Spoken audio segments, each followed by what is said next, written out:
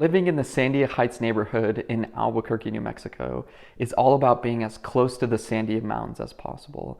The trails, the nature and scenery, the landscape views, everything is right outside your door. So we'll talk about the lifestyle, some cons and things to consider. Let's get started. Sandia Heights is located in the northeast section of Albuquerque, just east of Tramway Boulevard and around Paseo del Norte. It is about a 20 to 20 minutes drive down to the Rio Grande River, down to the University of New Mexico, and downtown Albuquerque. As I mentioned in the introduction, Sandia Heights is all about being close to the Sandias. There are a multitude of trails from beginners to experts to mountain bike, hike. You can get up to 10,000 feet in a relatively short order. There are a few trails that take you up there, but there are also trails that run north to south along the foothills of the Sandias. So you don't have to gain elevation, you don't have to go up to the different weather and microclimates above. You can enjoy staying down in the warmth. In my opinion, Sandia Heights has some of the best views in Albuquerque. You can see all the way down into the Rio Grande Valley, up onto the West Mesa, out into Mount Taylor, and usually the sun sets behind Mount Taylor, and you get these incredible sunsets with these different color patterns.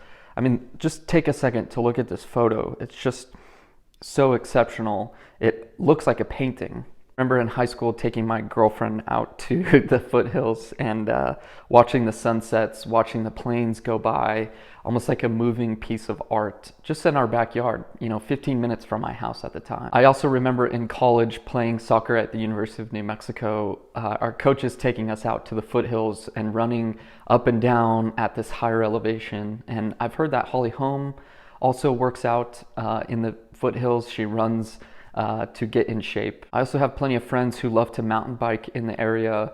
They say it's one of the best areas to mountain bike that they know of, and it's near their home. Because Sandia Heights borders the Cibola National Forest and also the Sandia Pueblo, is very little light pollution. And in Sandia Heights, you're not allowed to have lights that point upward.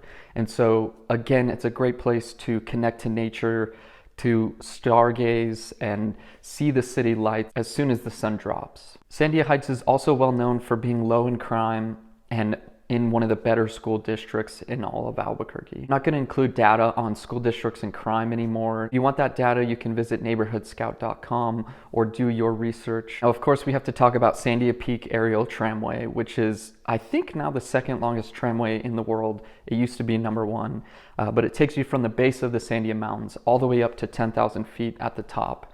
And at the top, there is a ski area. It can be a great place to go skiing or sledding.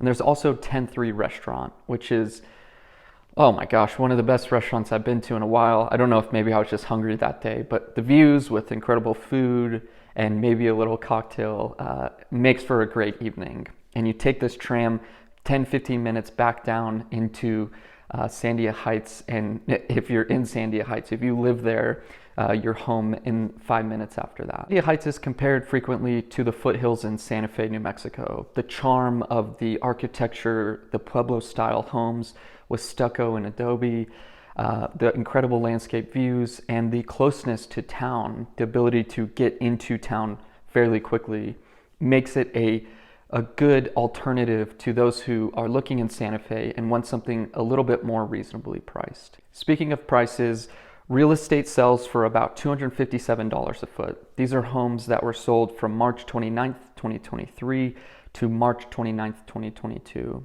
Price per square foot, $257. Sold price, $686,000. Average of 3.5 bedrooms, 2.5 bathrooms, just under 2,700 square feet. When compared to the historic East Side in Santa Fe at about $740 a foot, you see why some people compare Sandia Heights to Santa Fe and really see the affordability there. Also, it is roughly around the same as North Albuquerque Acres and Los Ranchos in Albuquerque.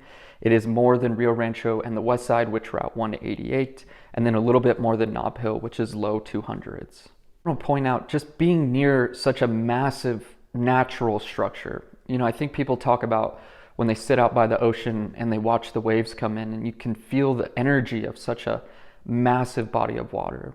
I get that sense when I drive up to Sandia Heights, and you just get closer and closer to the mountain, and then you get out of your car and you're looking at the house, and you walk out into the back patio, and You just look up and see this huge mountain right there, and you see how quickly it gains in elevation to 10,000 feet.